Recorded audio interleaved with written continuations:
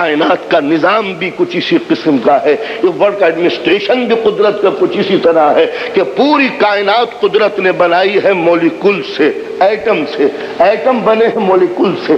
آپ نے اندازہ لگایا ایٹم اسی وقت تک ایٹم ہے جب تک اس کا سینٹر مضبوط ہے، سینٹر جب ہی مضبوط ہے جب نیوکلیس مضبوط ہے، نیوکلیس جب ہی مضبوط ہے جب نیگیٹو اور پوزیٹو پاور کمبائن یونائٹ ہو جاتے ہیں۔ تو معلوم ہوا کہ ایٹم کی بنیاد ہے نیوکلیس پر، نیوکلیس کی بنیاد ہے نیگیٹو اور پوزیٹو پاور کے مضبوط کمبینیشن پر۔ جب نیوکلیس فارم ہوا تو الیکٹران اور پروٹون چاروں طرف روٹیٹ کرتے ہیں تب ایٹم بنتا ہے، بہت سے ایٹم ملتے ہیں تب مولکولز بنتا ہے، بہت سے مولکولز بنتے ہیں تب دنیا سجتی ہے۔ جس طرح دنیا مادے سے مولکول ایٹم سے بنتی ہے، اسی طرح سماج کی دنیا بھی ایک یونٹ سے بنتی ہے جس کا مرکز ہے گھرانہ، اس گھرانے کا مرکز ہے ماں باپ۔ جب ماں باپ مضبوط ہو کے ملیں گے تو یہ نیوکلیس ہوگا، الیکٹران اور پروٹون، یہ لڑکے اور لڑکیاں چاروں طرف اگر اس کے گھوم رہے ہیں تو اب یہ سماج کا ایٹم بنا۔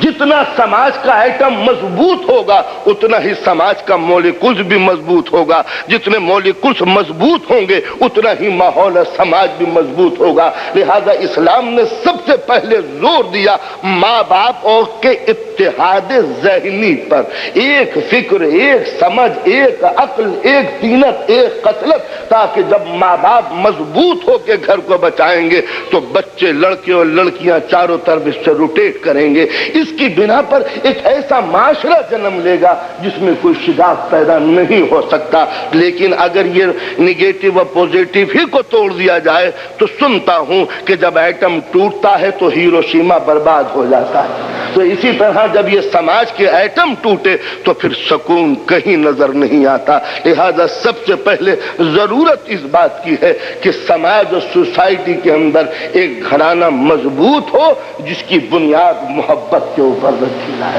صلوات پڑھیں محمد